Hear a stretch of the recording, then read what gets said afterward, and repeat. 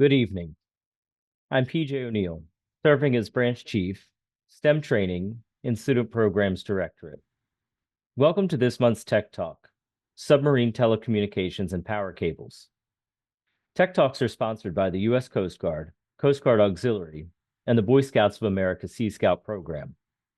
Tech Talks are held on the fourth Tuesday of the month at 2100 hours Eastern.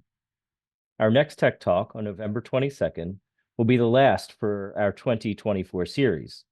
We'll have a leadership webinar presented by the former Assistant National Commodore of ForceCom in the U.S. Coast Guard Auxiliary. Just a reminder, this Tech Talk is being recorded and will be posted both on the Sea Scout and AuxScout YouTube channels. Please subscribe to the YouTube channels and share with your shipmates that could not join us live tonight. The recorded Tech Talks make excellent training for your Sea Scout ship or auxiliary flotilla.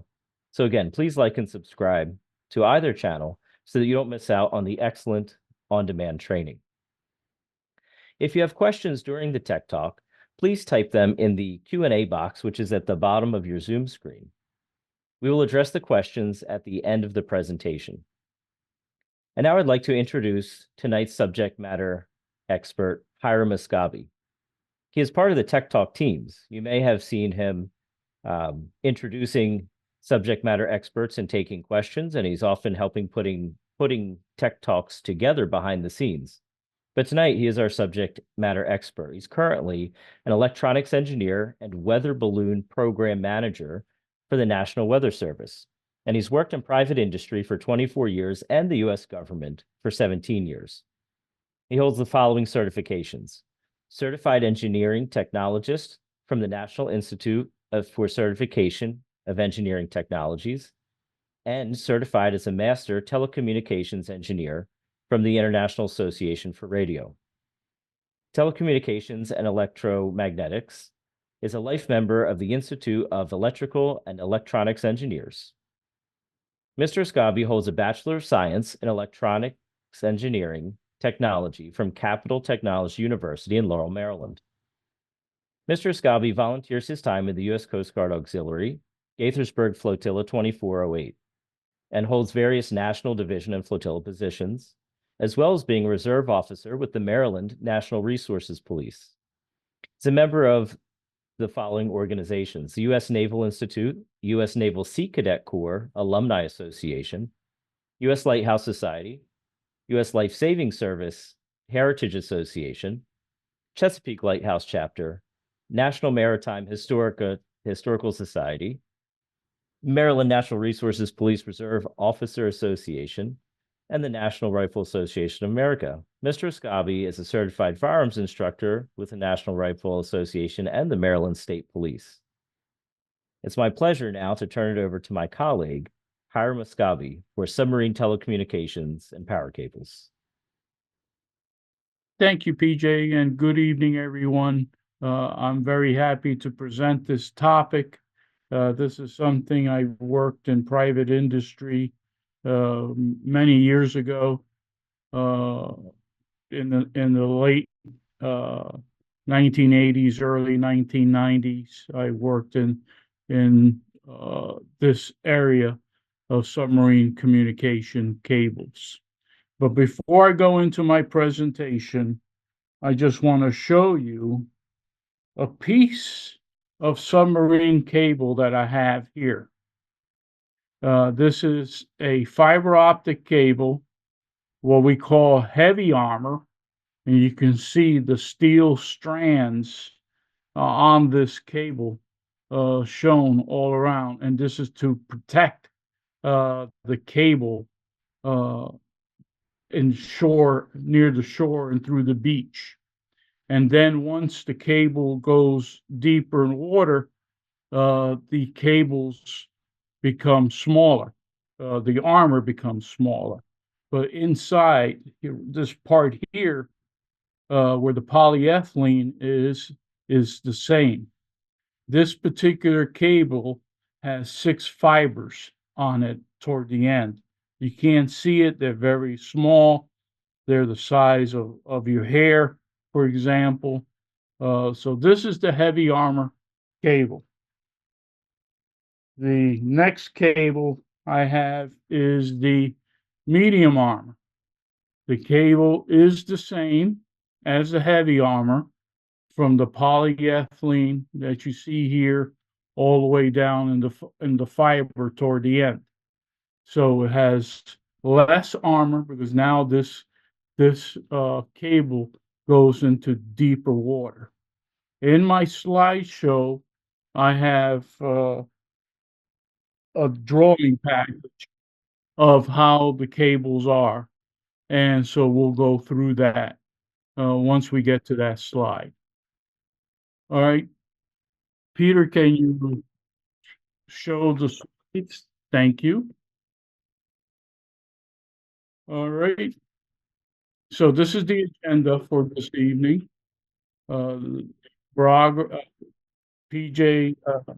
spoke about my background, brief history of submarine cables, the economic impact. We're going to speak about engineering delayed cables, the cable types. We're going to speak about the cable ships, on the water cable plow. We do plow these cables in the bottom of the ocean. Cable installation repair. Have some references, and I also speak about the types of jobs you have in the submarine cable industry. PJ spoke about my biography, so don't need to speak about this anymore. But let's talk about a brief history about submarine cables. Submarine cables were initially installed in the 1840 time frame to lay cables across rivers and harbors, very short distances. So this was a very interesting part to provide communications from one side of the river to the other, or through different harbors at that time. But the earliest submarine cables was telegraphic traffic, and the first successful transatlantic cable was in 1858. So they laid the cable from Europe, from Ireland to Newfoundland, and I have a map in the next slide showing the route that they did. But the important date on 1858 was on August 16th, when Queen Victoria congratulated President James Buchanan when a message was sent via telegraph across the ocean. So it was an historical event. In 1884 was the first underwater telephone cable, and that was between San Francisco and Oakland. And then in September 1956, the era of submarine coaxial telephone communications began. And then finally in 1988, the first transoceanic fiber optic cable was installed, linking the United States, the United Kingdom, and France. So the first transatlantic telegraph cable was installed between Valencia Bay, Ireland, and Trinity Bay, Newfoundland. So this was a quick chart showing how they installed it, where they installed it. But unfortunately, this cable only lasted 3 weeks. It broke. But during the time it was operational, a lot of traffic was going through back and forth. And they were sending about 20, 30 words per minute on the message. going back and forth. So that was extraordinary at that time, because imagine if you lived in the United States and you had relatives in Europe, you wrote a letter, that letter went on a boat and sailed across the Atlantic, and it will take 3 to 4 weeks to get across the Atlantic, and then someone would transit that letter by land, uh, horse and buggy, and deliver the mail. So you could see that letter maybe 6 weeks later. The recipient will get that letter about 6 weeks later after you've written it and send it off. So sending telegram was a lot quicker, and within a few hours they'll be able to get it. The economic impact of submarine cables was almost instantly when the first telegraph cable was installed, because a lot of messages, not only personal but business messages, were going back and forth. Deals were going on. Remember that between the Americas and Europe, there was a lot of commerce going on. So a lot of deals were going on via telegraph. So there was a lot of communications between Europe and the United States. And once technology became more advanced, when we went to coaxial, then in the United States, they were able to communicate to the other territories that the United States had, like Alaska, Hawaii, Puerto Rico, the U.S. Virgin Islands, Guam, and the Marianas. Europe was doing the same thing. They started communicating with foreign lands. So the success of submarine cables and communicating was noticed, especially in business, when they started selling goods uh, via telegraph, via voice, and then in fiber optic area through the internet. This is a piece of the transatlantic telegraph cable of 1858. It's about 5/8 of an inch of diameter. This is an original cut of that cable, uh, of that. So what you see here's the armor around the telegraph cables in the center. It was not that strong. As I said, the first telegraph cable snapped within 3 weeks, and literally the folks, the engineering of deploying, installing a submarine cable was born. They had to learn how to lay this cable, and we'll talk about how it's being laid across the ocean. This is the modern fiber optic cable. So as here you see the fiber optic cables, uh, uh, here the optical fibers. Then there's a core strength to separate the fibers. There's a jacket.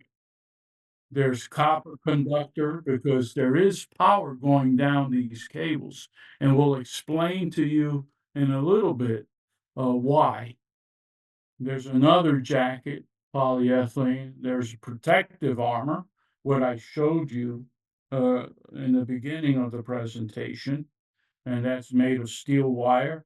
And then there's outer protection, and a yarn, polyethylene yarn, on that. So, uh, the cables, once it gets a little deeper, uh, the cables don't have armor. And I'll explain later on why. This is a cross section of a submarine power cable. So not only communication cables are laid in the ocean, but power cables are also laid uh, the ocean. So if you want to power an island that's fairly close to a mainland, you can put uh, power cables along the ocean floor. But recently, we've been using power cables for other technologies, and I have a slide about that. The wind farms. The, so you see that wind farms uh, produce power. So in the ocean, there's going to be cables bringing that energy back to shore. So that's an example of using submarine power cables. Historically, the submarine power cables are linked to larger power grids across bays, rivers, and straits. Uh, and power cables can carry uh, energy, electrical power between countries. Some countries sell their power to other countries, and they'll use uh, uh, the submarine power cables. There's offshore installations like oil gas platforms. They may use uh, power cables. So uh, there's a lot of uses of power cables, and they're all different too. There's power cables that are very small, and there's power cables that are about 8 inches in diameter. Uh, and they can deliver either alternating current or direct current, depending on the application. So, brief history about submarine power cables. The first submarine power cable was in 1811, and that was installed in Germany and had natural rubber doing the installations. And during time, uh, technology has improved. They used oil uh, insulation in these cables, and they found out that when the cable gets damaged, the oil will leak, and it developed an environmental hazard.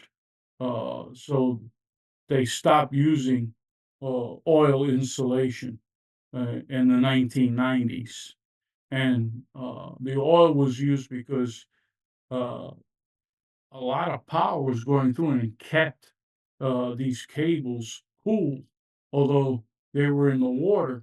But that energy going through the cable heated these cables, so they had to keep them cool. And the pictures you see, there's different sizes, how they're built. As you see, the one on the top is oval shaped, and then the illustration in the bottom is more circular type cable. Now let's talk about engineering the cable installation. It takes a lot of people to do the installation and engineering of this. Depending on the complexity of the cable, it can take 12 to 24 months, especially if the cable is going through a large body of water, let's say going from Europe to North America. Uh, that's going to take a good time of entry. And you have to also design the cable to meet that requirement going across. So there's a lot of steps before we actually go out to sea on a cable ship to install the cable. But one of the first things we need to do is do a bathymetric survey. We have to map the ocean floor. That route is very important to put that cable in, in the ocean floor, because you don't want to put the cable over wrecks.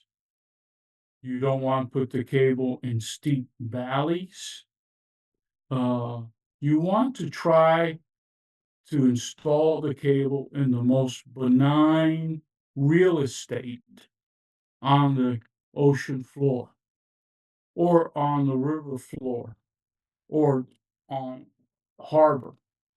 So you do a bathymetric survey, and this will probably take several times you go through. I've been out at sea doing these bathymetric surveys, and it's a 24-hour operation, several days a week, depending where you're going to be. It could be a 2-week operation, a 3-week operation, just doing bathymetric surveys. And you're not sailing very fast to doing this. So basically, the ship sends a beam down to the ocean floor, as the illustration shows, and it sends it back up. It ricochets back up to the ship, and develops a chart of what's going on, how the bottom looks, and the ocean bottom looks like.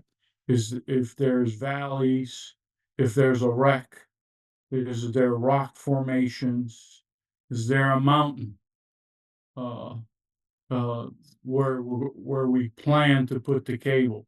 So you try to avoid those areas.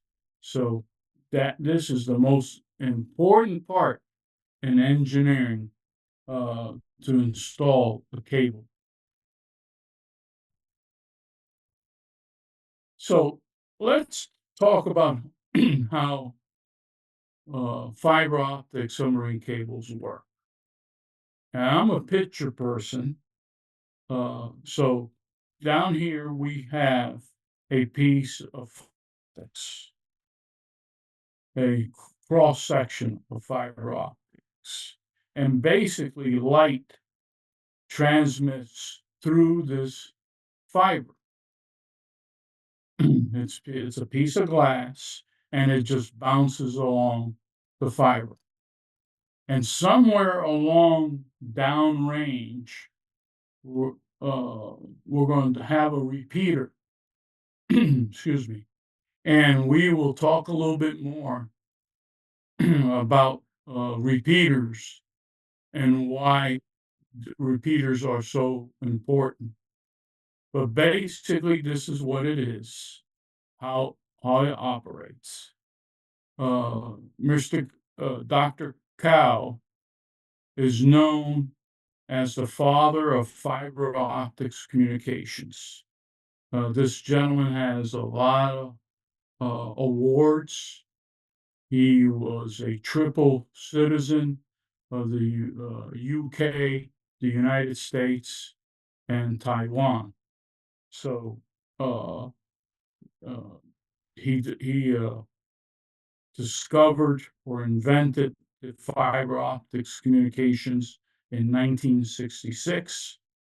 And at the end of my presentation, I have some references, and there's a YouTube small clip about Dr. Cow and in his laboratory when he's uh, doing his experiments with lasers, sending a laser light down a piece of fiber.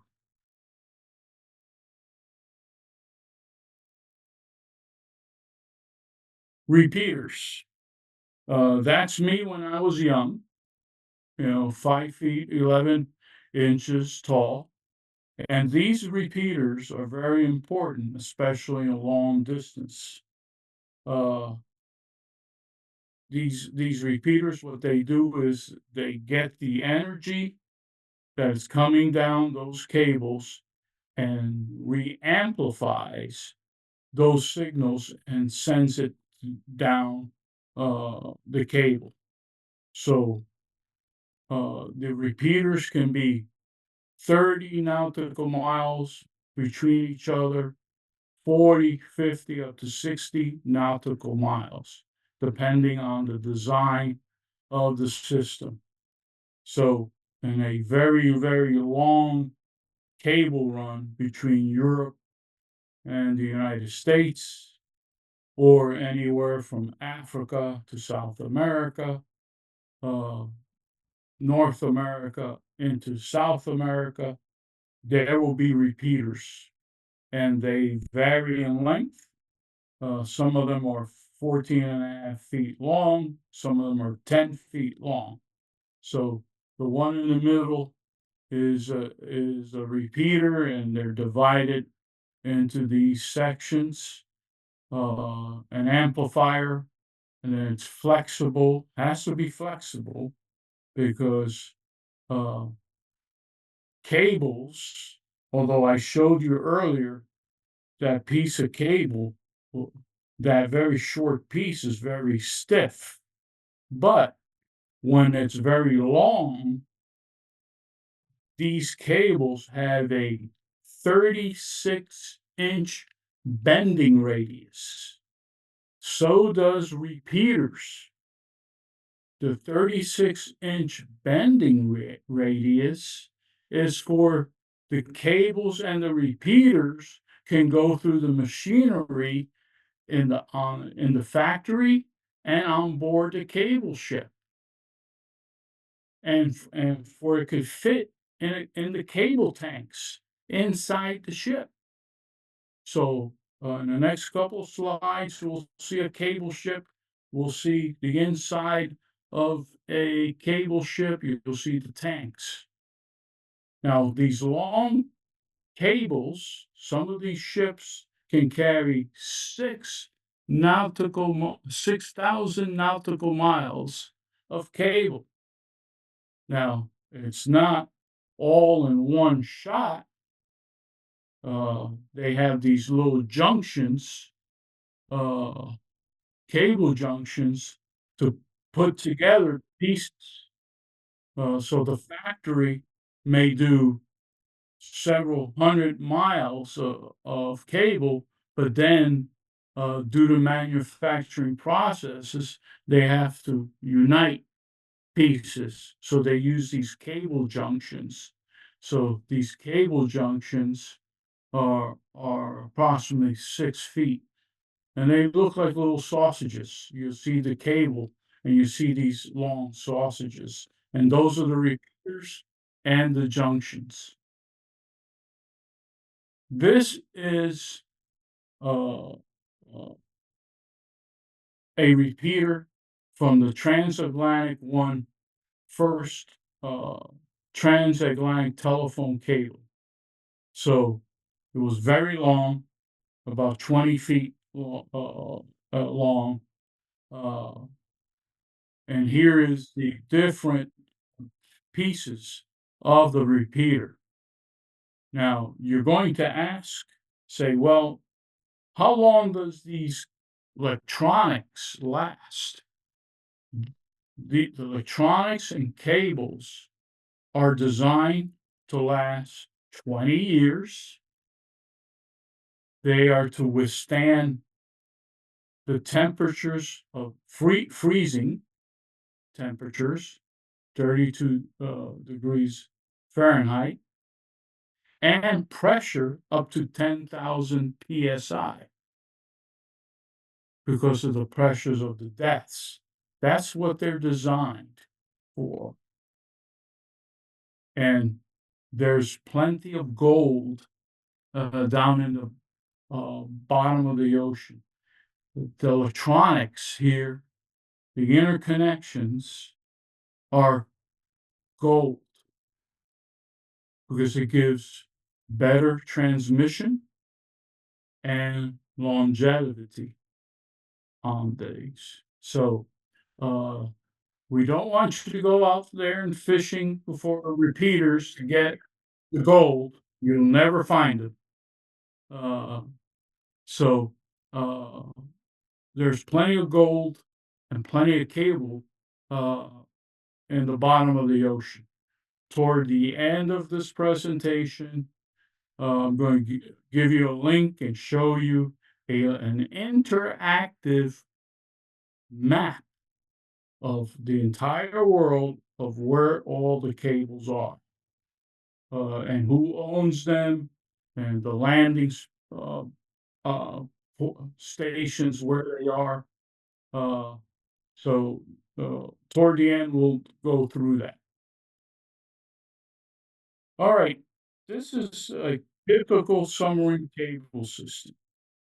So after you do the engineering, after you got the product, deploy this out. So on the shore side, you have a cable landing station. This is where submarine cables come in, and from there it goes to the shore network of telecommunications to your landlines. So the heavy armor cable is used along the beach. There's going to be an area near the beach, near the landing of this cable, called the cable vault. And that's the manhole somewhere near the beach where this cable coming from the sea comes in. So the heavy armor cable comes through the beach, and then several hundred yards down the beach, it transitions to a medium, then several hundred yards uh, to a lighter armor, and down in the deep water, it becomes a light cable as we see here. So you go from heavy armor to a very lightweight cable in deep water. What causes damages to submarine cables? Anchors, fishing trawlers, and undersea earthquakes. There's landslides in the ocean. So the cable, we try to protect the cable and we put the armor. So these are the types of cables. And so on the other end, it'll start again from deep water lightweight to medium weight to heavyweight armored cable, and then it goes to another cable landing station at the distant end. On this diagram, you see the repeaters. Here they are. This distance can be anywhere between 30 nautical miles, 40, 50, 60 nautical miles.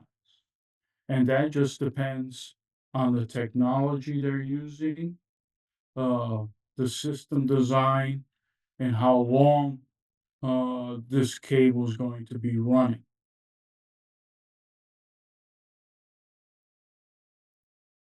Let's talk about the ship.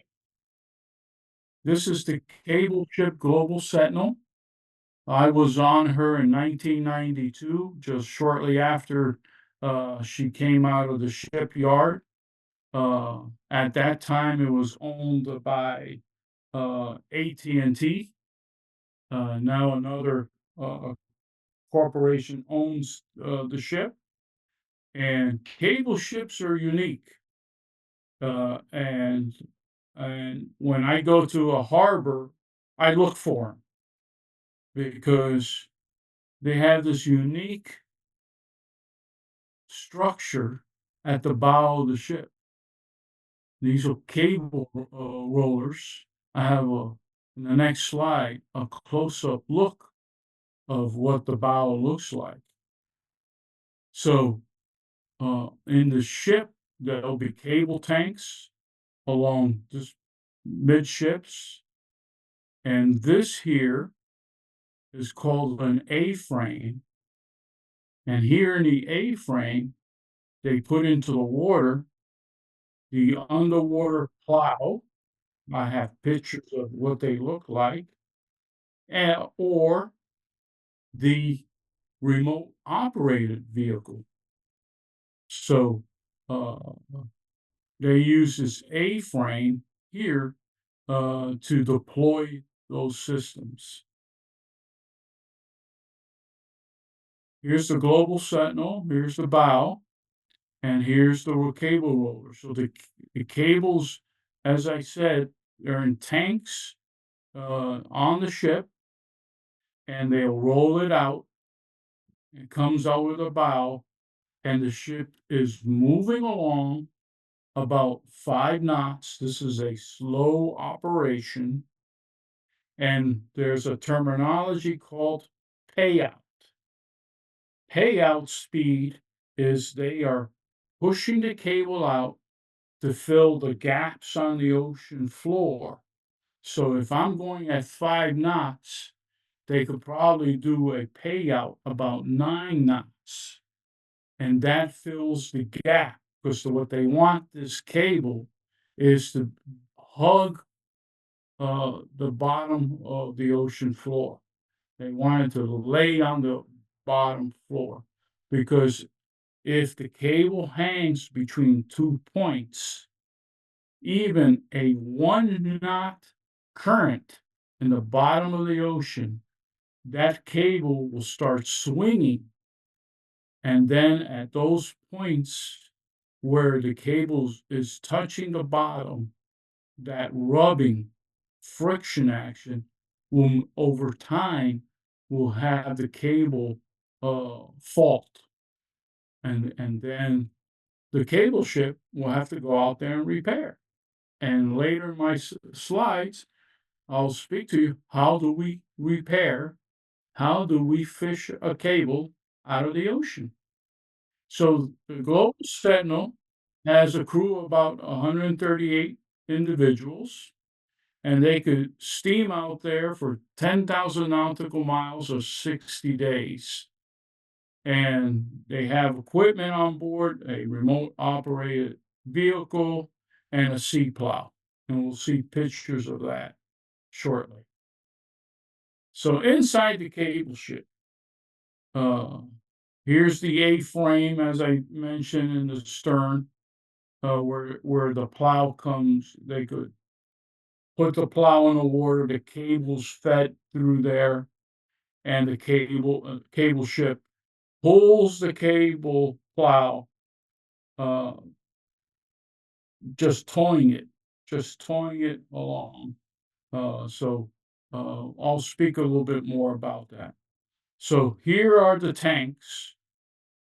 These are large tanks. As I said, depending on the cable, they can hold, the ship can hold about 6,000 nautical miles of cable. And how do you load the cable on board the ship? Well, what happens is the ship pulls up to the cable factory, and they have machinery that feeds the cable to the ship, but they are men now in the tanks that will coil the cable in the tanks by hand.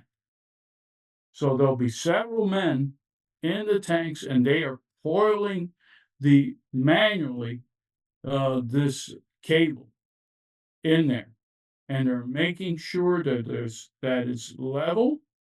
There's no gaps, because you know what happens at sea. The ship is rocking and rolling and seas, and they don't want that cable to shift in the cable tank. So in the cable tank, as you can see in this illustration, uh, it goes very deep and there's a cone in the middle of the cable tank. So they'll start um, laying the cable in the tank from the walls of the tank toward the cone, and then from the cone back to the wall, and that's continuously. So if the ship rocks, rolls during heavy seas, they don't want that cable to go over the cone. And what happens is there's a shift of weight, and that can have the ship in in danger. It'll be listing on the side. So we don't want any listing on the ship because there's a shift of the weight. So I'm not going to go through what everything else that has this on this drawing. Uh, Certain ships could deploy the ROV on the side of the ship. Uh, there's a lot of equipment on these. There's bow thrusters. These ships are very maneuverable uh, because they have to be because of the type of work that they do. Uh, there are several ships uh, that are American owned, and let me tell you, there's a lot of ships that are not only American owned, but owned by the British, Canadians, Japan, uh, Africa. Uh, There's a lot of ships, Indonesia, there have a lot of owners, and there's a committee called the International Submarine uh, Cable Protection Committee, and they get together and they talk about how to maintain these uh, cables, how to repair these cables, and they have agreements. If a cable ship from another country is near a cable that broke, they'll go and fix it. So let's talk about the submarine cable plow. There are several of them. Uh, they have different capabilities. You drag these, the cable ship drags these on the ocean floor, uh, and they uh, feed the cable through the plow, and this plow makes a channel in the bottom of the ocean bottom, and they bury the cable. So depending on the uh, model, this next slide, they could bury the cable in 3 meters, some of these, and have 3 meter depths, and then uh, some of the smaller ones have a meter and a half, 2 meters. They have uh, surveillance equipment. There's not nobody on the plow, underwater riding the plow. This is all controlled from the ship. There's cameras, there's lights, there's sonars, they pan and tilt. So everything is done remotely from the ship.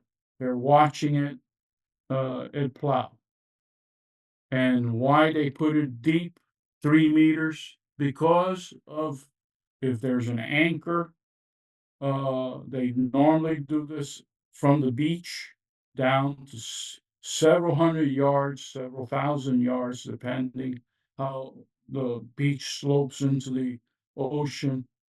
So they use a plow and they bury the cable because this is where the area of most vulnerability is the shore side depths because of anchorage, fishing, the trawlers, they're trawling and they hit the cable and they damage the cable, so they bury the cable. Another tool they use is a remote operated vehicle. This particular remote operated vehicle can bury the cable also. We're using a jet. These They use the ROVs to inspect cables. Uh, some of these ROVs are sophisticated that can cut a cable for repair, hold on to it, and bring it up. So there are certain techniques. They're all sophisticated depending on the type of ROV and the depths, how deep the cable is.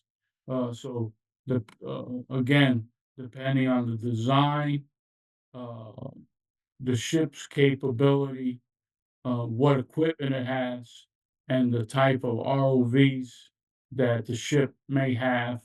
There's a lot of things that can be done.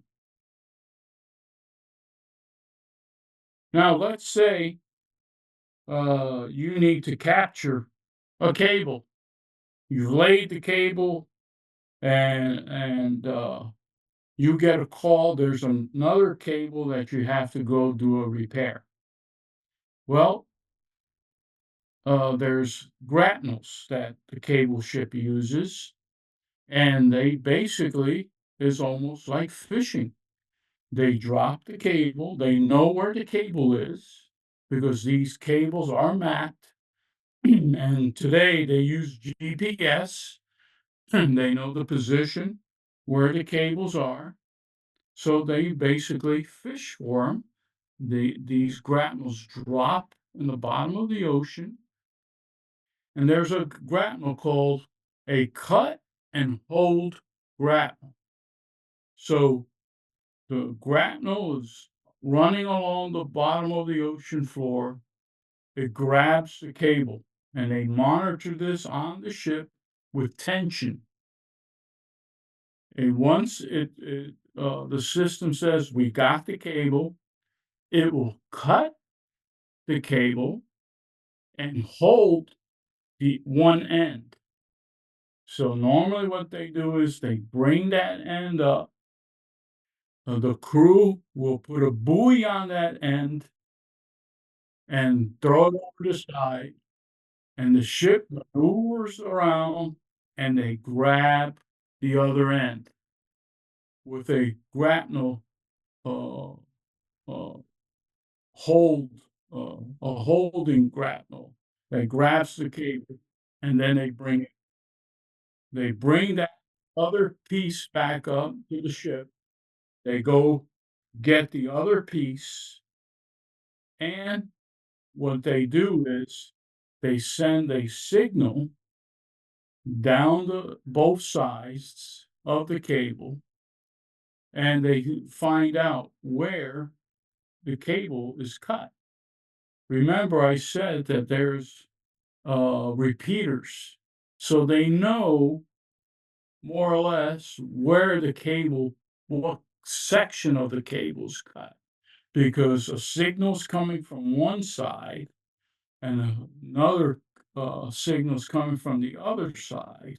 So let's say this cable system is 100 miles long, and there's a cable cut somewhere a mile 75 from New York.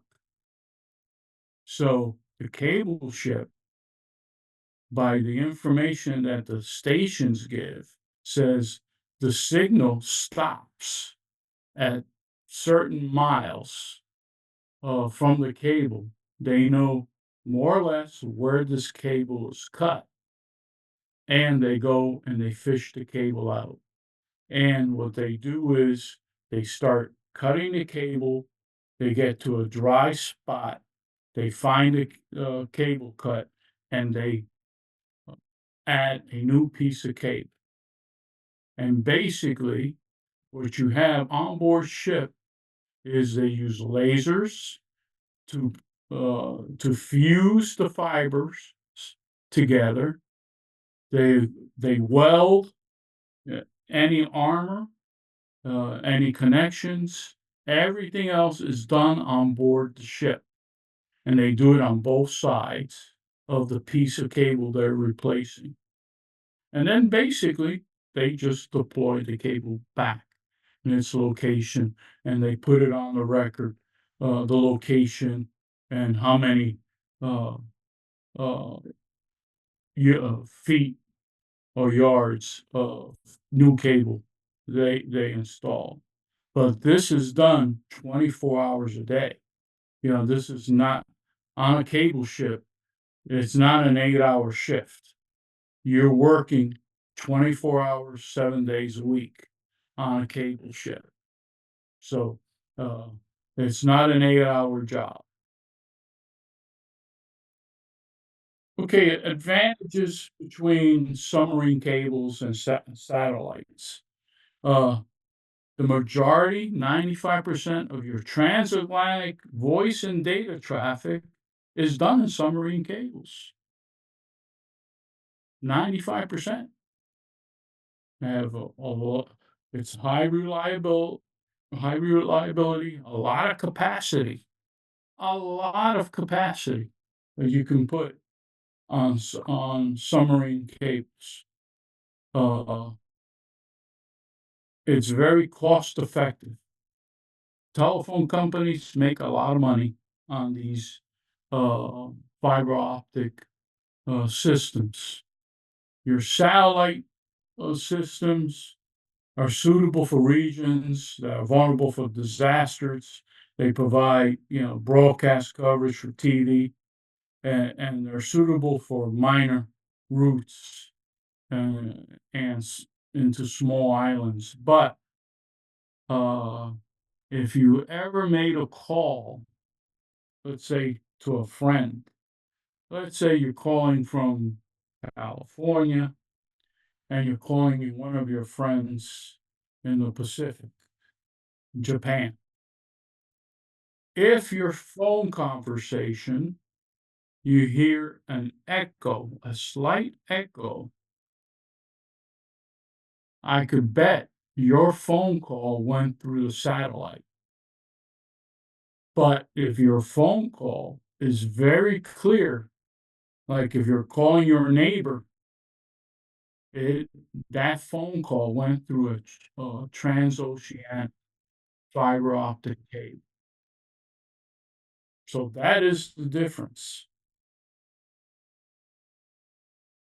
So let's talk about how to identify submarine cables on marine charts.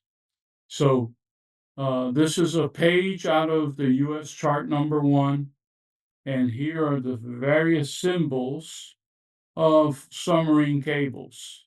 And then there's areas called submarine cable area, submarine power cables. You see there's a little identifier, and there's submarine power cables areas, and then disused submarine uh, uh, cables. So they're also identified cables that are down there, but they're not in use. And over time, as I said, these cables are designed to last 20 years. So you can't pull them up because they get buried, the weight, etc. You just cannot pull them up out of the ocean floor. So let's look at a marine chart. So here's a marine chart 11460. This is Cape Canaveral to Key West. And here's a bunch of submarine cables going along the coast. And there's a whole bunch of cables going into this area called Hollywood, Florida. So we're going to talk about a little bit about Hollywood, Florida, uh, and what all these cables are going in to the area. But there's a building somewhere here in Hollywood where all these cables come in and connect to the shoreside communication network. And that's basically it. The cable station building in Hollywood, Florida. That's what the building looks like. And there's a manhole near the beach, what we call the cable vault, where the cable comes in through the shore. There's a vault where the cables connect, and then they go into this building. And then this building takes those cables and connects it. There's a voice switch in there, the data switch is in there, and connects it to the rest of the telephone network. So that's what a cable station building, some of them look like this. So let's talk about careers in the submarine cable industry. You can go into the planning and finance and procurement area. There's a bunch of uh, different uh, topics, I would say, areas you can work in, uh, from surveying, route engineering, network engineering, or just doing the finances. There's deployment. You have to get license and permits, a terminal station construction, the manufacturing of the cable. There's working on the cable ships.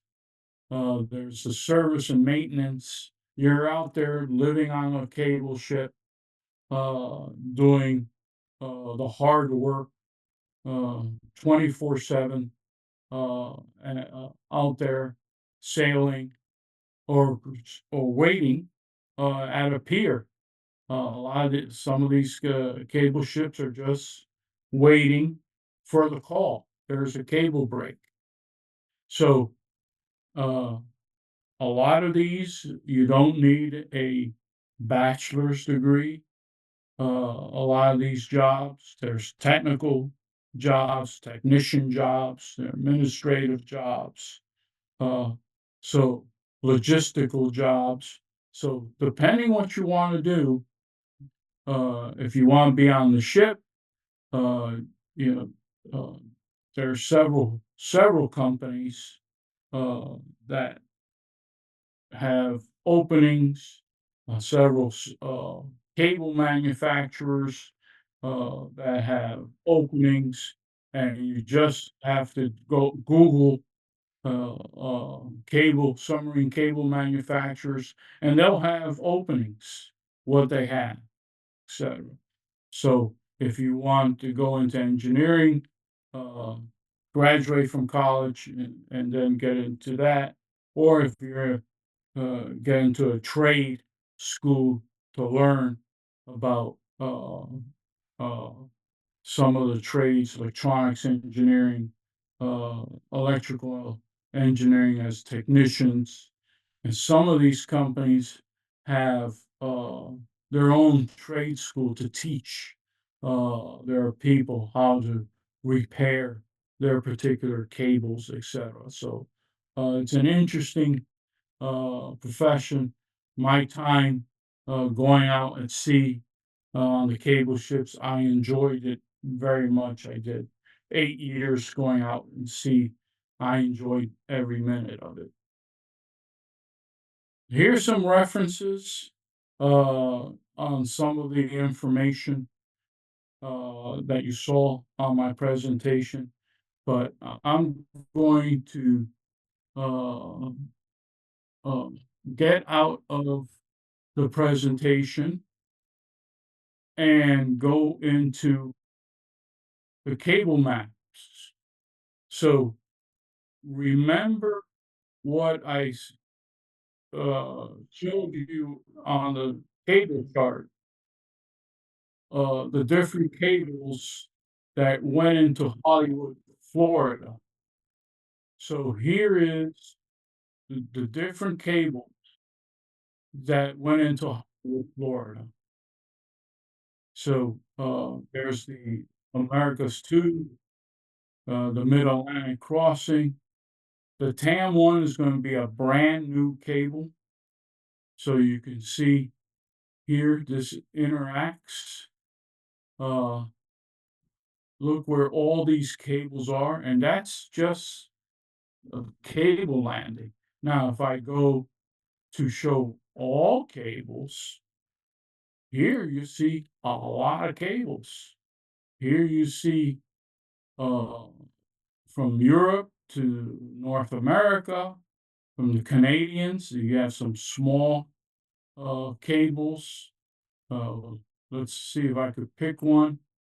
This one right here, who are the owners?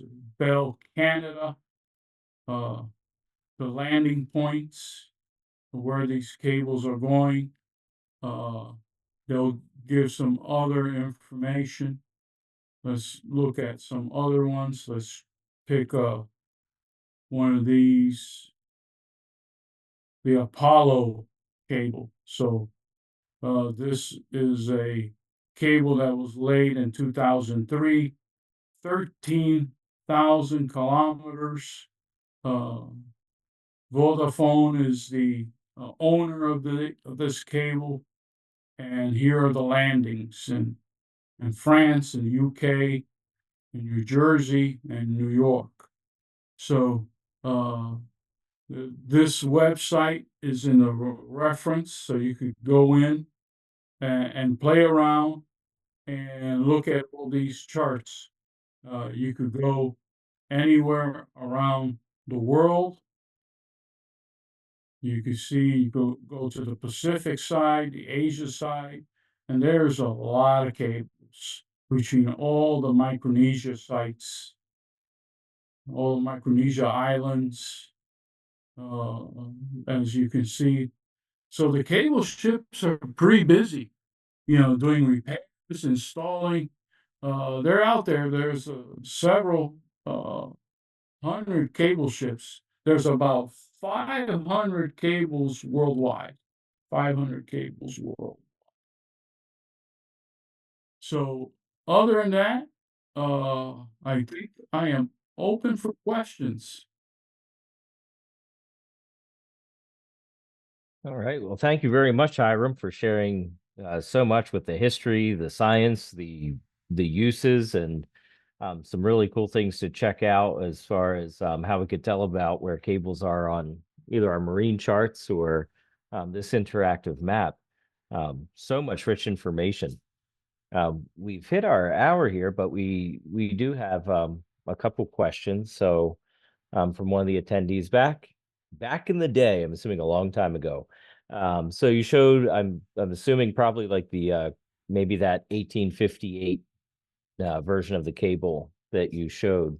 How did they install the cable from America to England? You talked a lot about the modern technology. How do they have laid that cable in that time period?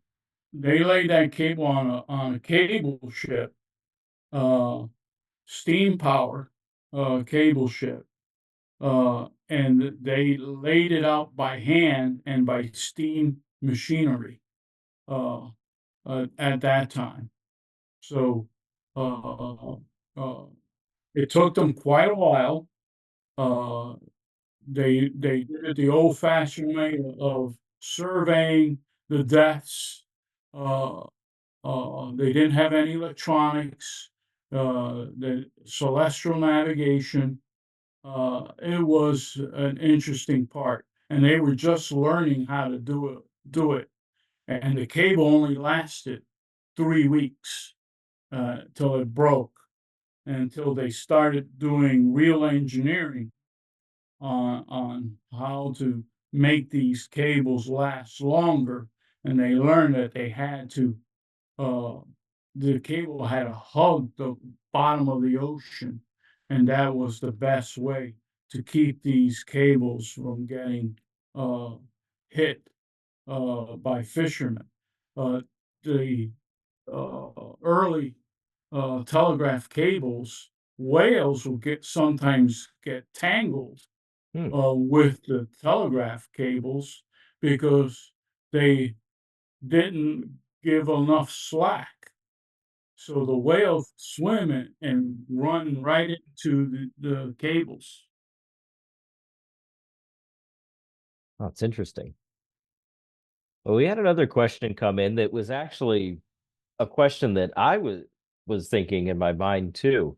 So, given the major role that these cables play in global telecommunications, what kind of precautions are there that keep from sabotage or spying from other nations, or even physical tampering or cyber attack? Well, the good part about the modern cables today, they're fiber optics, and it's very difficult to tamper with a fiber optic cable because the minute you try and cut into it, the signal goes down. So you cannot uh, uh, tap into a fiber optic cable. And in the 70s, 60s, and 70s, when we had coaxial cables, those cables were easier to tap into. Uh, but fiber optic cables, you cannot do that. You can't. Uh, there's ways, but the user will know something's going on. Let's say the user will definitely know something's going on somewhere on the cable. Well, that's good to know. Um, Maybe one last thing before we wrap up here. This might apply more to the types of cables that transport the electricity from, say, a wind farm to land, but you also mentioned that there is power running through even telecommunication cables. So if there is a breakage, are we dealing with live wires in the water at that point, or is there some sort of mechanism, kind of like when a pump overheats, that might shut off the power through the wire? The cables, as I said, there's repeaters, and the power is coming from uh, one side to the other. So when there's a power break, there's a cut in the cable. Uh, the power will just go to the last repeater. It will not go to the next further down the line. So they know there's a break, and let's say repeater number 10. And then the repeater that's on the other side, uh, their power gets to repeater number 12. So they they they know between repeater 10 and repeater 12, there's a break. And that's when the owner will let the cable ship know we have a break. We have a fault. So it's somewhere between those two repeaters. The cable ship has the route, the GPS, and they go out there and they fish the cable out and they investigate what's the fault. Well, fantastic answers to a variety of questions. I think you passed the test, Hiram. I do want to thank you again for sharing your wealth of knowledge with us. There's so much information that this is certainly a tech talk that you'll want to go back to and rewatch certain parts and check out the resources that are provided. So thanks again to Hiram, and we hope to see you next month, November 22nd, for our leadership webinar. Have a good night, everyone, and thank you for attending.